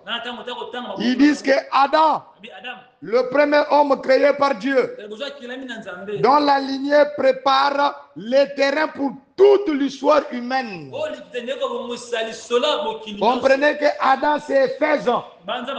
Et Éphèse a commencé plus exactement à la Pentecôte par le Saint-Esprit qui représente Adam lui-même, qui devrait amener les gens, préparer toute l'histoire de l'Église. 7 ans. Le fils juste d'Adam, qui a continué la lignée pièce après la mort d'Abel. Nous vous avons appris que Frère Branham avait dit 7 signifie résurrection. Enoch, le fils de 7 ans. Écoutez, à l'époque où l'on commençait à invoquer le nom du Seigneur, je vous ai appris toutes ces choses. Kenan, fils d'Enoch, nommé pour une période de deuil. Amen. Mais aussi signe d'espoir au sein de la lignée. Kenan est venu pendant l'âge de deuil. Mahalel, le fils de Kenan, remarquable pour faire partie d'une lignée familiale clé. Mahalel, il commence à montrer maintenant, après Mahalel vient Jéred, le fils de Mahalel qui poursuit la lignée et joue un rôle dans l'histoire maintenant à Noé. Maintenant, ces gens continuent en commentant ceci. Dans le contexte de généalogie, chaque nom a un but. Ils disent que chaque nom a un but. Quoi qu'ils nous ont pas montré ce but-là, mais Dieu nous a aidés à découvrir le but de ça. Chaque nom a un but, soulignant la promesse de Dieu de persévérer. Un faible reste à travers le descendant juste. Mahalel illustre la fidélité et l'obéissance à Dieu. Vous devriez savoir que Luther a combattu pour la fidélité. Et la fidélité, c'est la foi. Amen, amen. Promouvant les concepts selon lesquels chaque individu fidèle compte dans les grands récits du salut. Il continue en disant, Maël incarne le principe de fidélité à travers les générations. Il n'a peut-être pas connu le feu de projecteur ni accompli de grands miracles. Mais grâce à son engagement envers sa famille et sa foi, il joue un rôle essentiel dans la préservation de la justice à une époque de déclin moral. Amen, amen. Ah, c'est celui-là, on dit que sa lignée mène finalement à la naissance de Noé, dont les actions et l'alliance avec Dieu allaient remodeler le monde. Quand nous parlons de Noé, nous voyons notre temps. Nous savons que c'est notre temps que Dieu va brûler le monde, plus par des eaux mais par le feu, et Dieu va remodeler le monde. Amen, amen. Mahalel ainsi représente le personnage fondamental qui a contribué au récit de la foi, démontrant que chaque vie compte devant le plan de Dieu. Amen, amen. C'est la même chose que notre frère Luther avait fait. Il n'y a pas beaucoup de grands miracles dont il a fait qu'on parle de lui. Amen. mais c'est ce qu'il a fait. Exposé de cet état de l'église, la vision de Patmos, paragraphe 58, page 58, paragraphe 3. Frère Branham a dit, il avait dans sa main droite cette étoile. Il avait dans sa main droite cette étoile. Bien sûr, le verset 20 nous dit déjà ce que sont cette étoile. Ces sept étoiles sont les anges, le messager. Plus en bas, Branham dit depuis l'âge d'Éphèse jusqu'à l'âge de Laodicée. Chaque messager a apporté aux gens le message de vérité. Sans jamais manquer de s'en tenir à la parole de Dieu pour notre âge de l'église en question. Pour rester dans la parole. Ils se sont tous tenus. Ils sont restés fermes dans leur fidélité. À la lumière originelle. Malel et tous les autres sont restés fidèles. Leur travail était de garder les gens dans la fidélité à la lumière originelle. La lumière qu'Adam avait apportée. Il avait enseigné à 7 ans, alors que chaque a s'éloigné de Dieu. Son messager fidèle ramenait l'âge à la parole. Leur force venait du Seigneur. Sinon, ils n'auraient jamais pu endiguer le flot. Bitumbawana. Ils étaient en sécurité, gardés par lui, car nul ne pouvait les ravir de sa main.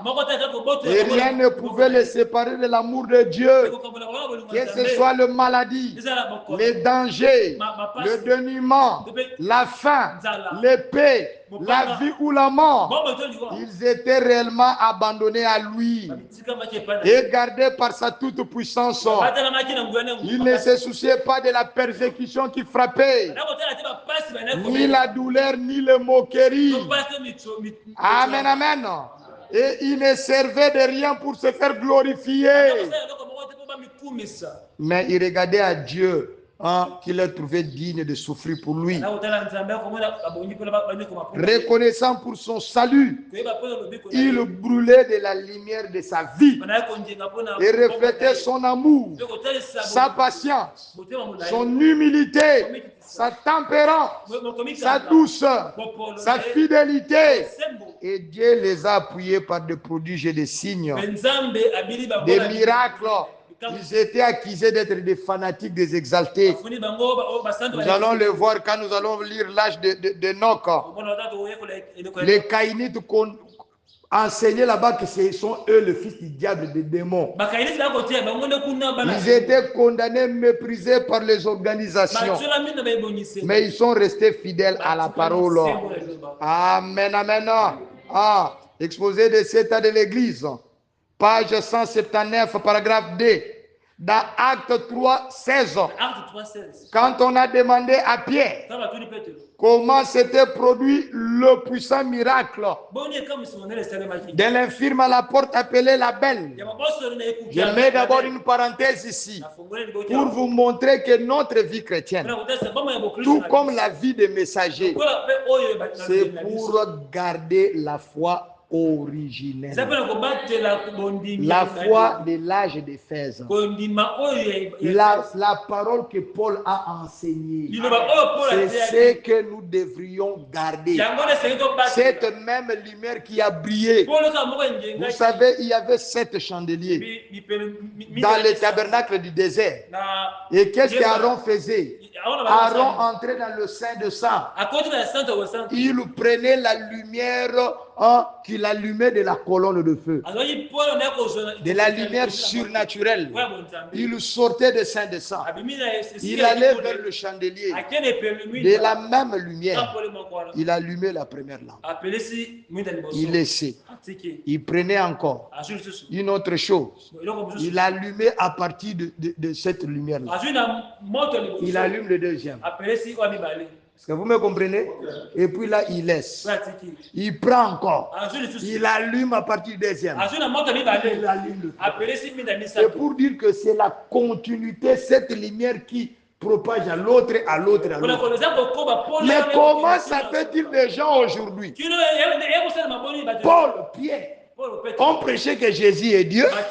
Aujourd'hui, tu dis que c'est Branham qui est Dieu. Vraiment. Comment ça? Comment Paul a prêché que l'homme n'abandonne pas sa femme, ne répudie pas sa femme, que la femme n'abandonne pas son mari. Comment ça fait-il aujourd'hui? Vous donnez aux gens une pilule de polygamie liberticide. Comment là-bas ils ont baptisé au nom de Jésus-Christ? Aujourd'hui vous baptisez au nom du Père, Fils et Saint-Esprit. Le véritable combat, c'est garder la foi. Ainsi, frère Branham dit, voici comment il a expliqué. L'apôtre Pierre, quand on lui a posé la question, cet homme est guéri par quoi? Il dit, c'est par la foi en son nom. Et frère Branham, comment il dit, la foi, c'est lui de Jésus. Que son nom, le nom de Jésus, a raffermi celui qui était infirme, que vous voyez et connaissez. La Bible dit la foi en lui. Mais étymologiquement, ça veut dire réellement la foi de lui. Ça veut dire la foi de Jésus qui a donné à cet homme cette entière guérison. En présence de vous tous, vous voyez, c'est cela. C'est le nom de Jésus et la foi de Jésus qui ont produit le miracle. Pierre ne prétendait pas que c'était sa propre foi humaine. Quand je parle, il faut tirer votre attention. Parfois, vous pensez que pour vaincre le monde, pour vaincre le péché, pour vaincre la maladie, il faut venir avec votre foi. Votre foi échoue toujours. Quand vous êtes devant la maladie, peu importe ce que vous sentez, avancez à cette maladie avec la foi de Jésus. Toi, tu ne crois pas, mais lui croit toujours. Et cette fois, c'est quoi? Nous allons le voir. C'est ce qui a été donné. Cette foi est donnée par Dieu lui-même. Et les dons de Dieu sont sans repentance. Le frère Branham dit cette foi, c'est qui? C'est une partie de Dieu lui-même, c'est le baptême du Saint-Esprit. Si vous êtes sûr que vous avez le Saint-Esprit, même quand vous pensez que vous ne croyez pas, vous croyez toujours. Priez. Peu importe les doutes que vous sentez en vous. Dieu ne compte pas ce que vous sentez. Dieu regarde en Jésus dans lequel vous êtes. Parce que quand vous priez, lui intercède sur base de ce que vous priez. Or, Jésus a dit, Dieu m'exauce tout. Quand vous dites quelque chose, Dieu ne regarde plus à votre foi. Dieu regarde à la foi de son fils. Quand tu dis Seigneur, j'ai besoin de ça, lui là-bas il répète, Père, regarde, hein, ton fils là-bas a besoin de ça. Dieu l'exauce toujours. Tout ce que tu demandes, c'est déjà exaucé. C'est pour cela l'apôtre Pierre. La Bible parfois, on les traduit mal pour l'accommoder avec les Français.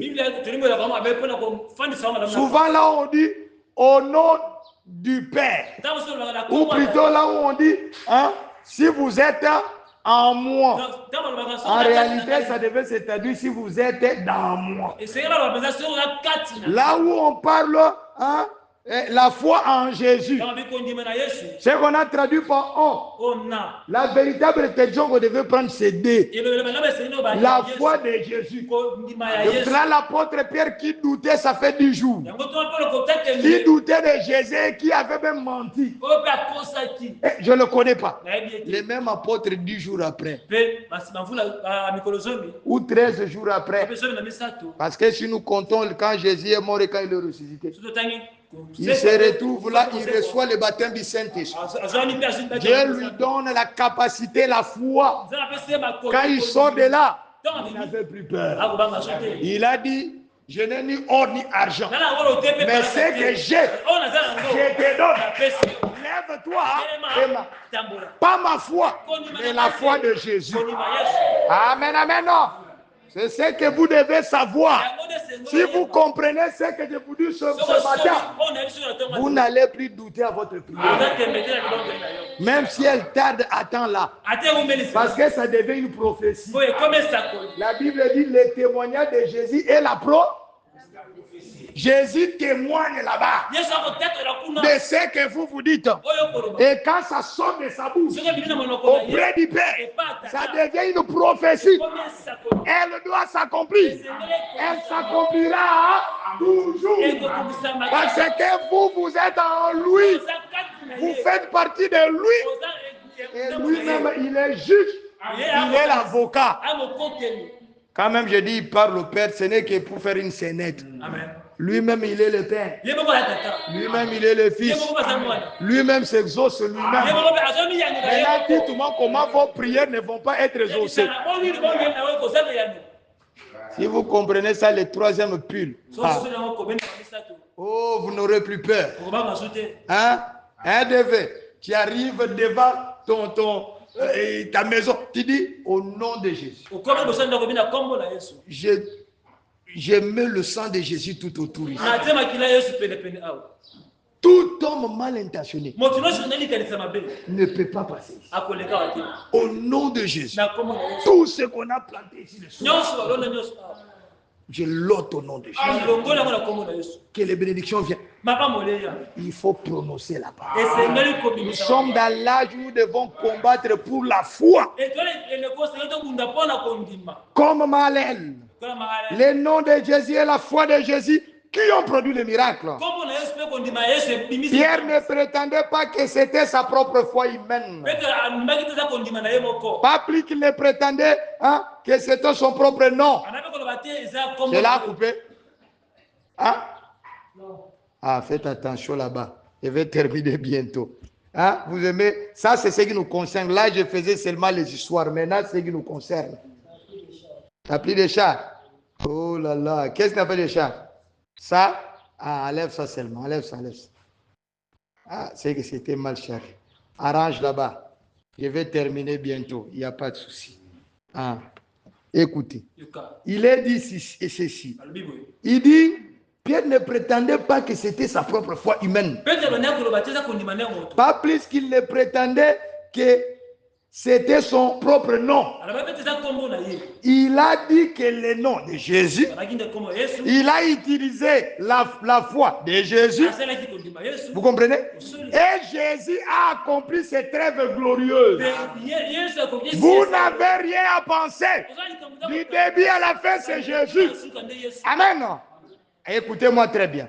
C'est Jésus qui a utilisé. Écoutez, c'est Jésus utilisé dans la foi qui est de Jésus. C'est lui, Jésus, qui a accompli cette œuvre glorieuse. C'est de cette foi-là que parle le Seigneur d'Apocalypse 2:13. C'était sa foi à lui. Il ne s'agissait pas de la foi en lui, mais de sa propre foi qu'il avait donnée aux croyants. Romains 12:3. Selon la mesure de foi que Dieu a départie à chacun. Même si vous avez seulement l'ombre de foi que Dieu vous a donnée. L'ombre du baptême du Saint-Esprit que Dieu vous a donné. Frère Branham dit même l'ombre de Dieu est tout puissant. Amen, amen. Écoutez-moi très bien. Dans Ephésiens 2:8, c'est par la grâce que vous avez été sauvés, par les moyens de la foi. Et cela, la foi ne vient pas de vous. C'est le don de Dieu. Quand vous dites que vous êtes sauvés, si vous croyez que vous êtes sauvés, c'est au moyen de sa foi. Cette foi-là, c'est ce qu'il vous a donné pour croire. Sans Dieu, on ne peut pas croire en Dieu. Personne ne peut venir au Fils si le Père ne l'attire. Personne ne peut venir au Père si le Fils ne l'attire. Amen, amen. Il est aussi dit dans Jacques 2:1. Mes frères, n'ayez pas la foi de notre Seigneur Jésus-Christ, Seigneur de gloire, en faisant exception de personne. Ah, si vous avez la foi de Jésus, vous n'allez pas avoir ce qu'on dit les cas songa. C'est-à-dire que vous choisissez le genre. Vous allez aimer tout le monde de la même façon. Amen, amen. Ah, c'est pour cette foi-là que Maalaël a combattu. La foi de son père Adam. Cette foi qu'il a perpétuée au travers Jéred et Enoch. La même foi qui a commencé avec Paul. Cette foi que Branham a dit, j'ai prêché comme Paul. C'est cette foi-là que nous devrions garder. Et cette foi-là n'est pas une foi intellectuelle. C'est ce que Jude dit 1:3. Il dit, bien-aimé, comme je désire vivement vous écrire au sujet de notre salut commun. Je me suis senti obligé de le faire afin de vous exhorter à combattre pour la foi. C'est cette foi-là pour laquelle il faut combattre. Combattre comment? Même quand vous sentez des doutes là. Dites, je doute de mes doutes. Je crois que ma prière est exaucée. Parce que Jésus prie à ma place. Il intercède sur base de ma confession. Même quand je confesse maintenant, lui le répète au ciel. Amen, amen. Et rien n'est impossible. Je doute de mes doutes. Je crois jusqu'à ce que ma tête descende à la tombe. Mais le Dieu qui est fidèle ne laissera pas que ma tête tombe. Amen, amen. Sa parole ne peut pas passer.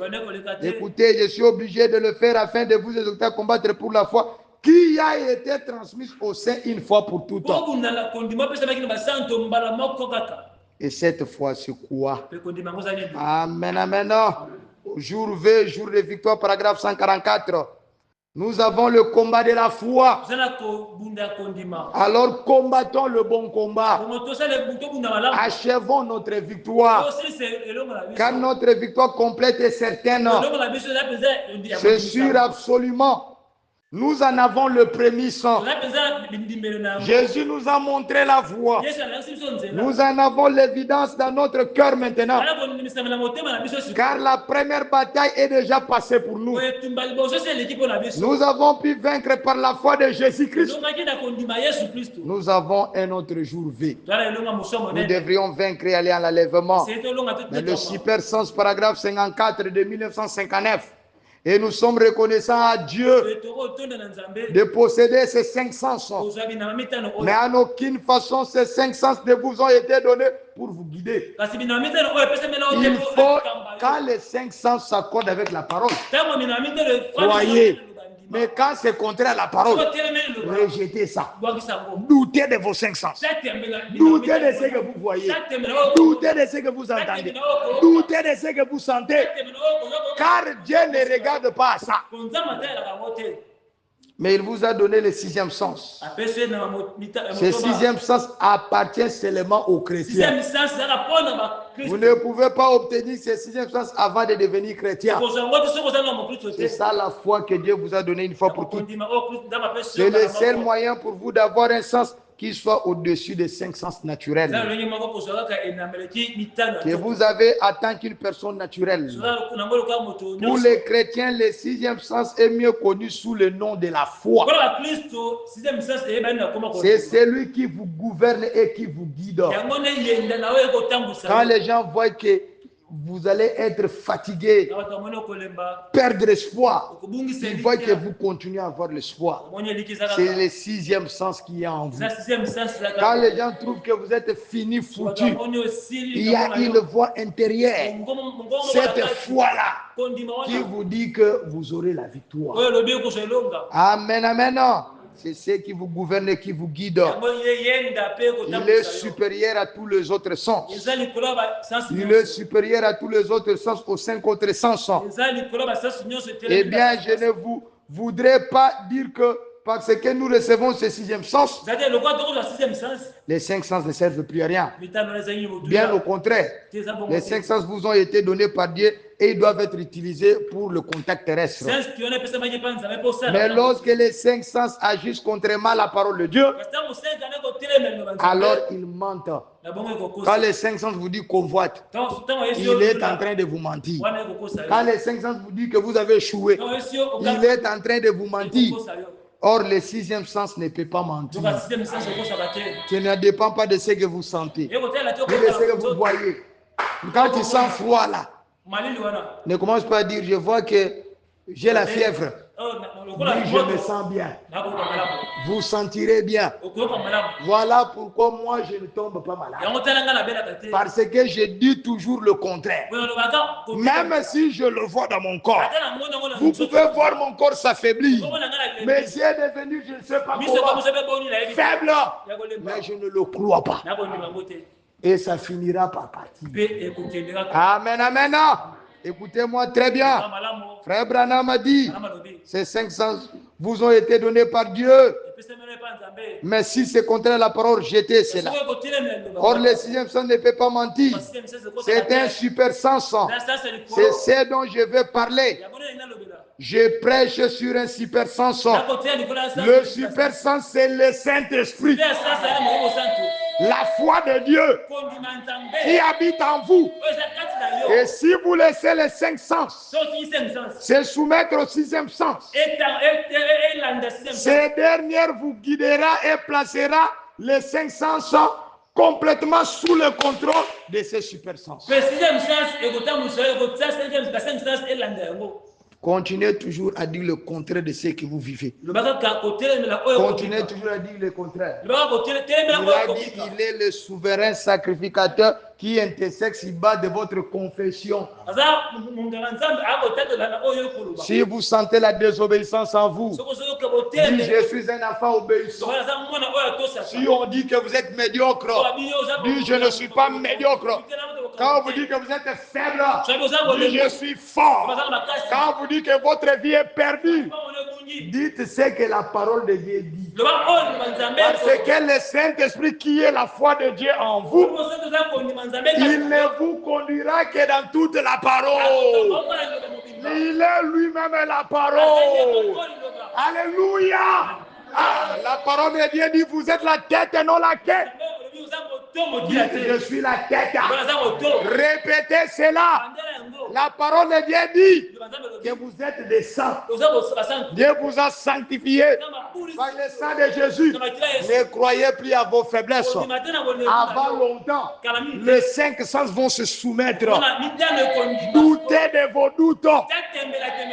Alléluia. Oh, je me sens bien. Oh, je pourrais continuer, mais je dois m'arrêter là. Oh, vous devez c'est pour cela que vous devez combattre. Pas pour votre fin intellectuelle. Frère Branham dit, quand tu es là, au nom de Jésus, tu fronces le visage. Il dit non, pas ça. Ça ne sert à rien. La foi de Dieu ne dépend pas de tout ça. Ne dépend même pas de votre incrédulité. La foi de Dieu, il est en vous. C'est comme la foi d'un enfant. Il croit toujours. Dieu est mort pour que vous deveniez lui. C'est ce que la Bible dit, n'est-ce pas? Est-ce que lui peut douter? Vous comprenez? Le Saint-Esprit, c'est vous. Votre véritable vous, c'est une partie de Dieu qui est née en vous. Il ne faut plus croire à vous qui est visible là. Il faut croire à vous qui est à l'intérieur. Même si vous sentez le doute, croyez que lui en vous croit sa propre. Dieu ne regarde plus en vous. Il regarde à lui. Je ne sais pas dans quel langage je vais parler pour vous l'introduire. Même quand vous pouvez murmurer un peu, comme Abraham a murmuré, ne retournez pas pour dire, ah, j'ai commencé à murmurer. Dieu pardonne-moi. Mais là, je vais recommencer de croire. C'est que tu n'as rien compris. Abraham Abalama. pouvait même bouder Dieu. Akanda kota tembele nzambe. Mais Dieu ne le voyait pas. Nzamba komona ete. Dieu voyait la sémence qu'il avait mis en Abraham. Et cette sémence spirituelle, Frère Branham dit, c'est le Seigneur Jésus-Christ. Dieu ne regardait pas Abraham, mais Jésus. Et quand Abraham pouvait dire, oh, quelle Eliezer pour hériter. Dieu a dit, Abraham n'a jamais douté. Ah, si vous comprenez. Le scandale de la croix, c'est ça. Vous n'êtes pas un pécheur. Vous êtes sauvé. Vous n'êtes pas malade. Il vous a déjà été guéri par ces meurtrissures. Amen. Vous n'êtes pas ce que vous êtes.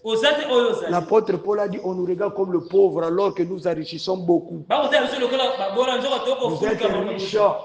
Il s'est fait pauvre pour que des riches qu'il était, vous puissiez devenir riches. Confessez la parole.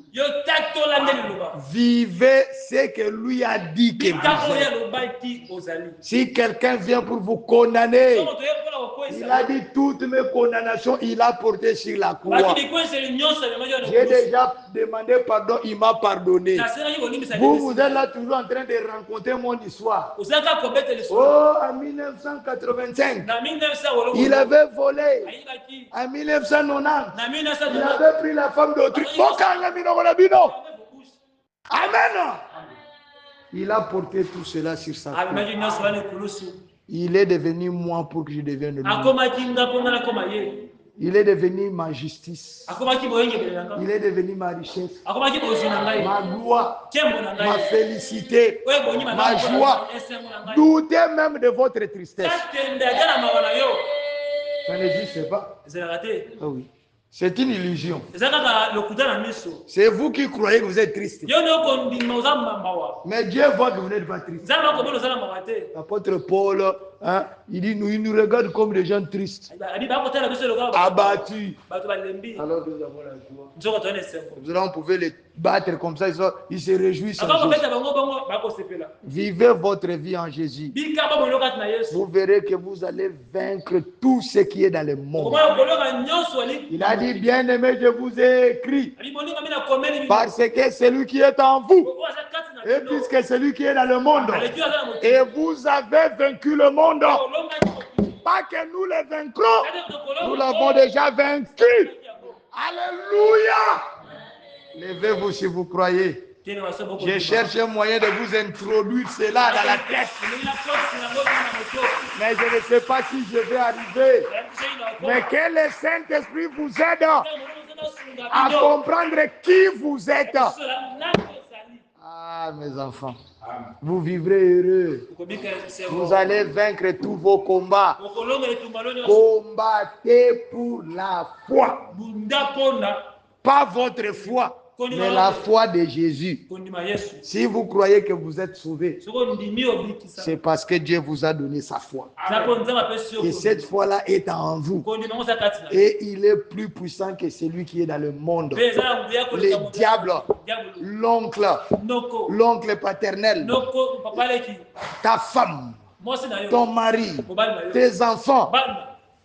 Tu es plus que vainqueur. Amen. Me sens bien. Je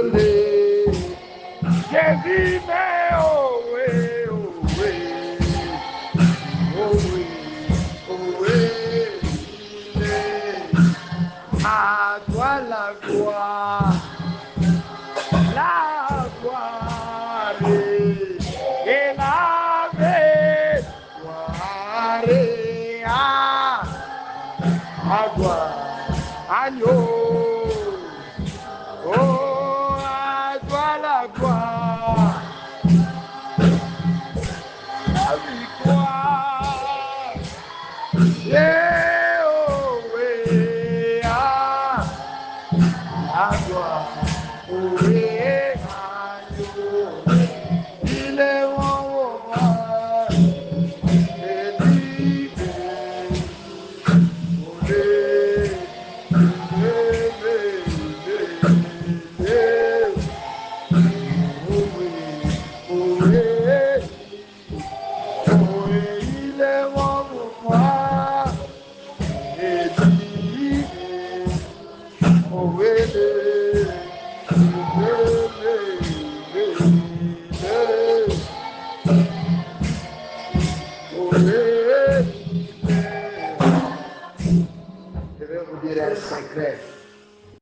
Le Seigneur Jésus-Christ vous aime.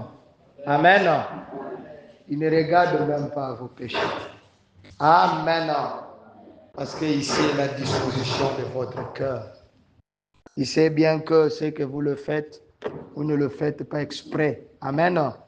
Il ne le compte même pas. Il sait déjà quand vous le faites, vous allez demander pardon. Il ne compte pas vos péchés. Jésus n'est pas là au ciel en train de compter vos péchés. Il a pris votre place. Il est mort pour vous. Il a pris vos péchés sur lui. Amen. Il vous a sauvé, c'est fini. Il vous a guéri, c'est fini. Il a tout fait pour vous. Maintenant, il faut enlever ce que votre conscience vous rappelle à chaque fois. C'est ça combattre. C'est ça rester fidèle à Dieu. Vous pouvez être saint ici à l'extérieur. Mais si à l'intérieur, vous ne croyez pas ce qu'il a fait pour vous sur la croix, ça ne signifie rien pour Dieu. Amen. Vivez pour cela. Croyez qu'il est votre force. Ne croyez pas à vos faiblesses. Doutez de vos faiblesses. Doutez de vos doutes. Vous verrez que la foi de Dieu commencera maintenant à agir. Amen. Doutez de vos difficultés. Amen. Doutez de tout ce qui est apparent. Que Dieu bénisse. De connaître les choses que beaucoup n'ont pas connues. Nous ne pouvons jamais vaincre, papa. Si nous ne savons pas si nous combattons qui et comment combattre. Seigneur, nous combattons, Seigneur, contre nos 5 sens, du corps et de l'esprit, Seigneur. Dieu bien-aimé, Jésus-Christ, il s'agit bien et bien là, Seigneur, de la toucher, de la vue, Seigneur, de l'odorat, et ainsi de suite, de nos affections du côté spirituel, de notre conscience, Seigneur. Notre conscience qui nous rappelle toujours que nous sommes des pécheurs, nous avons commis telle autre chose. Il s'agit de notre mémoire qui garde en secret des choses, Seigneur, qui nous est arrivées. Il s'agit de notre raisonnement, Seigneur, qui résonne toujours avant de croire. Dieu bien-aimé, Jésus, de nos imaginations, de nos affections. Mais tous ces 10 choses, 5 de la chair et 5 de l'esprit, Seigneur, sont là pour combattre la foi. Cette foi n'est pas une foi qui vient du raisonnement, ni de notre conscience, mais une foi qui ne dépend pas de nous. La foi de Jésus-Christ en nous. C'est cette foi-là qui est le Saint-Esprit, une portion de Dieu qui a été donnée pour notre salut. Seigneur, et le Saint-Esprit nous guide à la parole. Puissions-nous croire, Seigneur, avec cette foi qui ne doute jamais. Dieu bien-aimé, que nous puissions, Seigneur, nous soumettre à cela. Alors la victoire sera certaine. C'est pour cette foi que nous devons combattre, Seigneur. Confesser ce que cette foi-là dit au travers du Saint-Esprit, la parole. Oh Dieu bien-aimé, agis dans tes enfants, qu'ils comprennent ce que je voudrais dire. Bénis-nous, Seigneur. Bénis cette petite église. Que par cette foi, les gens prospèrent. Que par cette foi, Seigneur, les maladies quittent. Que par cette foi de Jésus, les situations changent. Que notre confession change. Notre attitude change. C'est ça combattre pour cette foi. Au nom de Jésus-Christ. Que chaque maladie soit guérie ce matin. Au nom de Jésus. Que chaque, Seigneur éternel, difficulté soit enlevée, Seigneur, cet après-midi. Au nom de Jésus. Dieu bien-aimé, chaque mauvais sort soit effacé. Au nom de Jésus. Seigneur, que tes enfants croient tes bénédictions. Dans tout ce que nous avons demandé ou nous n'avons pas demandé, nous le croyons de tout cœur. Parce que rien n'est impossible à celui qui croit. Qui croit au travers de quoi? De la foi qui t'appartient. Au nom de Jésus-Christ, que cette semaine qui commence entre tes mains, Que ce soit une semaine bénie. Dans le nom de Jésus, nous avons prié. Amen.